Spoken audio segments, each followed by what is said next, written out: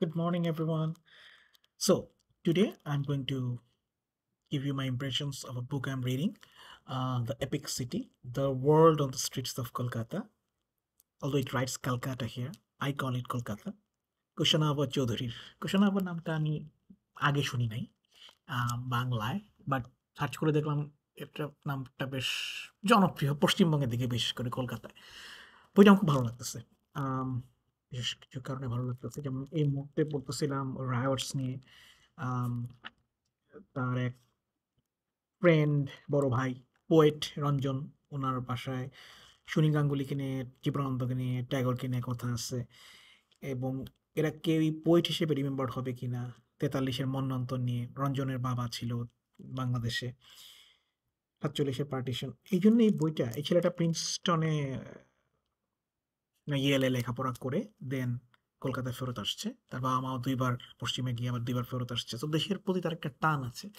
তো পূর্ববঙ্গের বাঙালি হলেও এটা আমি বেশ অনুধাবন করতে পারি। তো আজকে বসলাম এই কারণে, কারণ কখনো এসব ভিডিও রেকর্ড করা হয় না। তো সুযোগ নিয়ে একটু ভিডিও রেকর্ড করার জন্যই আজকে বসা। আম উম জয় গোস্বামীর কথা এখানে বলা আছে যে টেকনিক্যাল পোয়েট্রি ইয়ে করা। তারপরে যে কলকাতার রাস্তাগুলি, স্মৃতি, সে তার মামির বাসায়, নানির বাসায় কি করতো। আম গলিগুলা, ছোট, ছোট গলি, গলির গলি, তস্য গলি কলকাতার। কলকাতায় আমি কয়েকবার গেছি। ঋত্বিক ঘটককে নিয়ে, সত্যজিৎ রায়কে নিয়ে অনেক কথা। উত্তর কলকাতার বনেদি পরিবারগুলার যে অবস্থা চেঞ্জ হয়েছে সেগুলির কথা। জ্যোতি বসুর কথা। আম জ্যোতি বসু যেখানে আড্ডা মারতেন। তো কলকাতার সাথে বাংলাদেশ অনেক মিল আছে। আবার কিছু অমিলও আছে। যেমন মদ্যপান কলকাতায় লিগ্যাল, বাংলাদেশে না।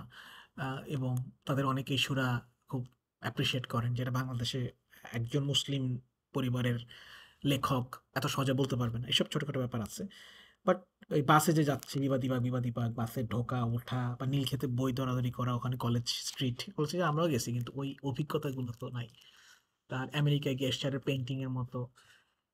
তো বইটা আমার বেশ ভালো লাগছে। কুশনাভ চক্রবর্তীর দ্য এপিক সিটি আমি খুব ভালো এনজয় করছি, এবং করতেছি। ইনফ্যাক্ট বইটা আমার এখনো বেশ পড়া বাকি আছে। অল্প, অল্প করে পড়ি। আসলে এখন দিনে আর সময় কুলায় না। ৮৫ পৃষ্ঠার মতো পড়া হইছে আউট অফ হোয়াট ২৩৫ পৃষ্ঠা। এটা হচ্ছে কুশনাভ চক্রবর্তীর একটা ছবি। তো বইটা হৃদয় ছুঁয়ে যায়। ঢাকায় মিস করে আমি এখন কানাডা হ্যালিফ্যাক্সে। সো হৃদয় ছুঁয়ে যায়, কারণ আসলে বইটা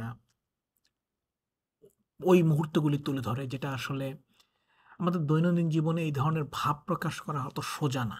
আ এই লেখক অনেক দিক দিয়ে সফল। কলকাতার সাথে ঢাকার অনেক মিলও আছে, এবং এটাও আমাকে একটা জিনিস মনে করায় এবং একটু ব্যথাও দেয় যে উপমহাদেশ এত বিভক্ত। কারণ উপমহাদেশের মানুষদের মধ্যে অনেক মিল আছে। এট লিস্ট বাংলার তো প্রচুর মিল আছে। কিন্তু বাংলাও বিভক্ত। আম সো এটা একটা ফ্যাক্টর আরকি।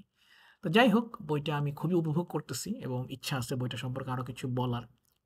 কিছু এলিমেন্ট আমি আমার সোশ্যাল মিডিয়া, ফেসবুকেও শেয়ার করেছি। যেমন এই যে বিশেষ করে বাসে যাওয়ার, আমি নটরডেম কলেজে মতিঝিলে বিআরটিসি সিটি বাসে আসা যাওয়া করা হতো। একজন কমেন্টও করতেছিল ওটা নিয়ে। এখানে বাসে যাওয়ার খুব দারুণ একটা বর্ণনা দেওয়া আছে।